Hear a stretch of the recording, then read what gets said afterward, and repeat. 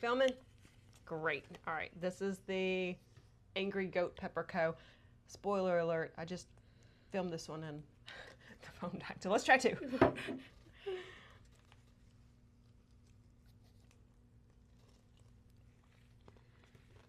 All right. So Tupelo being famous for many things, including Elvis, if Vitality South had to adopt an Elvis song title as its official office motto, what would it be and why?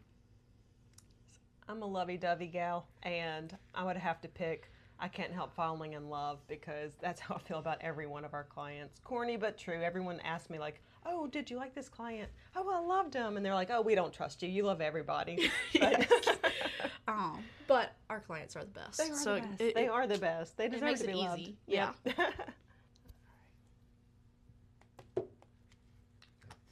And your third one? On the third one. All right. So what is one trend in marketing right now that everybody seems to love, but you secretly think is total nonsense? I really despise all the AI graphics, like how the overly produced, overly done, the, you know, like every inch of the thing filled, zero white space. It drives me insane. Same. And I know the design team feels the same way. I know, it's sad.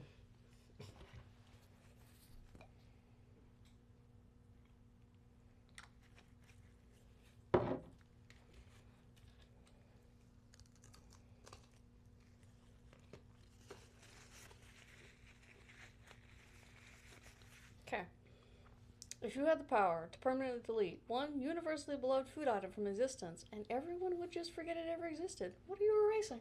A food item. Food item. Universally beloved food item.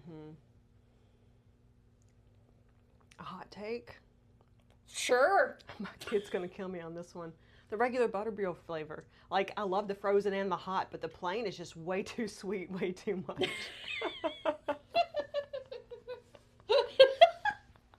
People are crying off screen. They're still reeling over the butterbeer. All right, give me some Filipino action. Woo. Sure, I don't know.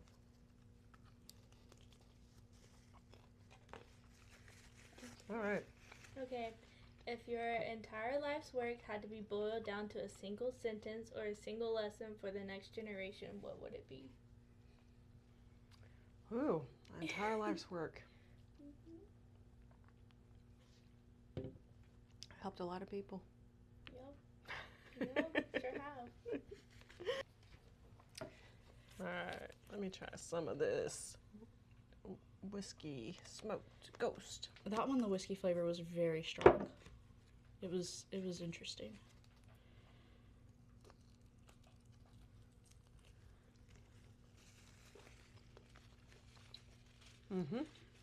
All right. Pitch a completely terrible, unhinged marketing campaign for a local Tupelo business that you secretly think would actually go viral. Just put me on the spot, why don't you? Alrighty. Alrighty. Tupelo, I can't even think of what business. Alrighty. You know, the easy one is for like animal shelters and stuff like that. Like, you know, I've seen some of the trends where people like for Valentine's Day, like will write the name of someone's ex and then like give it to a cat to scratch up or stuff like that. And so I think if you know, mailed feces to an ex or something like that, I think it would blow up. I would never advise it, but man, that would be wild. The zoo, you could name, I think it was gorilla dung after your ex. Brilliant. Yeah, that was a thing they did. So. Let me get some mango lemongrass action. Okay. If you woke up tomorrow and decided that you were completely done with like the professional corporate world, what unrelated career would you choose?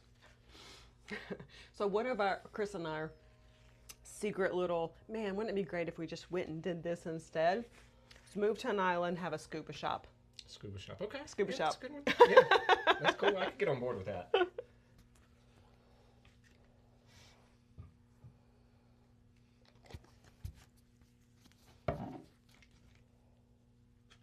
All right.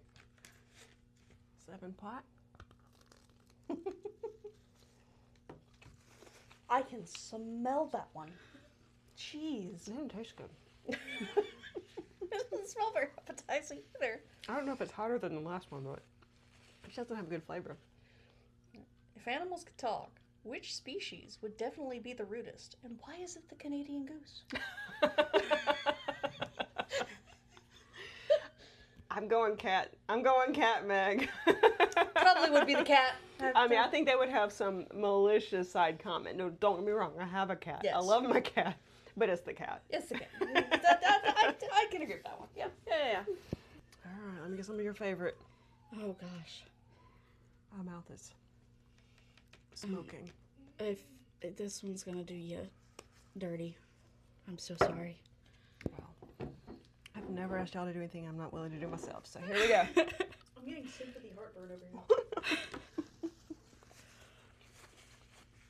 So, if you were forced to trade jobs with someone else at Vitality South for a week and you couldn't do any of your normal CEO duties, whose job are you taking because it crushed you, and whose job would absolutely, excuse me, because you'd crush it, and whose job would you absolutely ruin?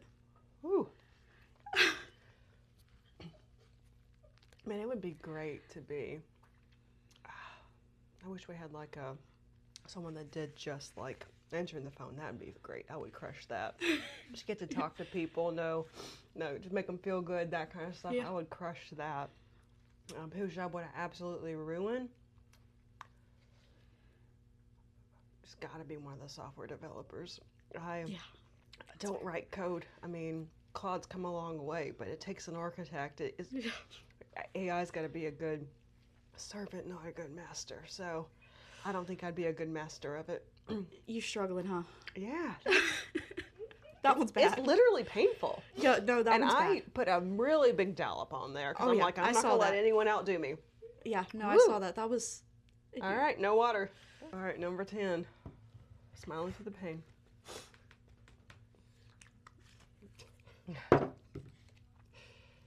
All right. Think back to day one of founding this company.